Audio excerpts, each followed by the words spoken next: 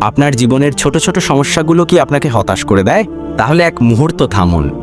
আজ এমন এক মানুষের গল্প শোনাবো যিনি নিজের সবচেয়ে বড় প্রতিবন্ধকতাকেই বানিয়েছিলেন তার ঈমানের সবচেয়ে বড় শক্তি। কিভাবে জানতে হলে পুরো গল্পটি শুনুন। গল্পটা পারস্যের বুকে ঘটে যাওয়া ঐতিহাসিক কাদিসিয়ার যুদ্ধের।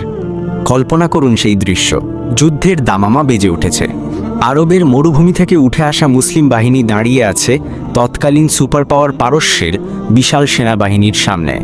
সেনাপতি সাদ ইবনে আবি ওয়াক্কাস রাদিয়াল্লাহু আনহু তার সৈন্যদের প্রস্তুত করছেন। প্রতিটি তরুণের চোখে শাহাদাতের নেশা, ঈমানের তেজে ঝলমল করছে তাদের মুখ। হঠাৎ সেই যোদ্ধাদের ভিড় ঠেলে লাঠিতে ভর দিয়ে হাতড়ে হাতড়ে এগিয়ে এলেন এক ছায়ামূর্তি। তার গায়ে জীর্ণ পোশাক, চোখে পৃথিবীর কোনো আলো নেই। তিনি জন্ম থেকেই অন্ধ। সেনাপতির সামনে এসে তার কণ্ঠস্বর কাঁপছে, কিন্তু তাতে মিশে আছে পর্বতের মতো অটল এক দৃঢ়তা। তিনি বললেন, হে সেনাপতি, আমাকে একটি দায়িত্ব দিন।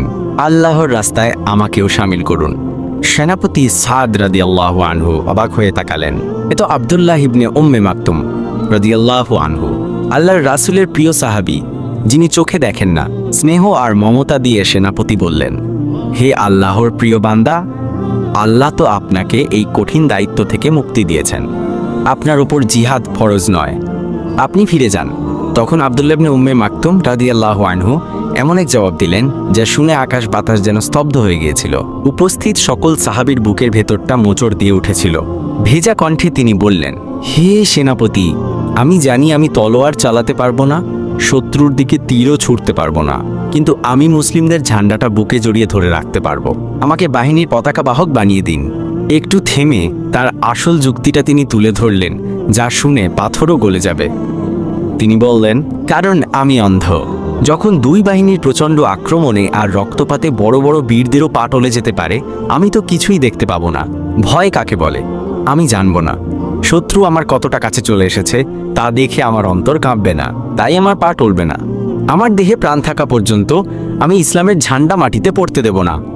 এই কথা শোনার পর সেনাপতি সাদ রাদিয়াল্লাহু আনহু আর চোখের পানি ধরে রাখতে পারলেন না। ঈমানের এমন উত্তাপের কাছে পৃথিবীর সব যুক্তি, সব নিয়ম তুচ্ছ হয়ে গেল। যুদ্ধের ময়দানে সেই অবিশ্বাস্য দৃশ্য দেখা গেল। একদিকে তলোয়ারের ঝনঝনানি, মৃত্যুর গর্জন, রক্তের স্রোত, আর তার ঠিক মাঝখানে এক অন্ধ সাহাবী দুই হাতে ইসলামের পতাকা বুকে জড়িয়ে ধরে অটল পাহাড়ের মতো দাঁড়িয়ে আছেন, যেন তিনি একাই এক জীবন্ত দুর্গ, যা ভেদ করা অসম্ভব। যুদ্ধ শেষ হলো, মুসলিমরা বিজয়ী হলো।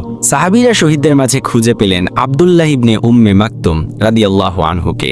তার রক্তাক্ত নিথর দেহটা পড়ে আছে, কিন্তু তার হাত দুটো, সেই হাত তখনও ইসলামের পতাকাকে এমনভাবে আঁকড়ে ধরেছিল যেন নিজের জীবনের চেয়েও মূল্যবান কিছুকে তিনি পরম ভালোবাসায় আগলে রেখেছেন।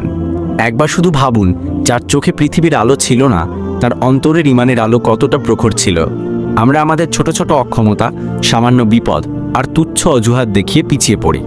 আর একজন অন্ধ সাহাবী তার সবচেয়ে বড় দুর্বলতাকেই আল্লাহর জন্য তার সবচেয়ে বড় শক্তিতে পরিণত করেছিলেন।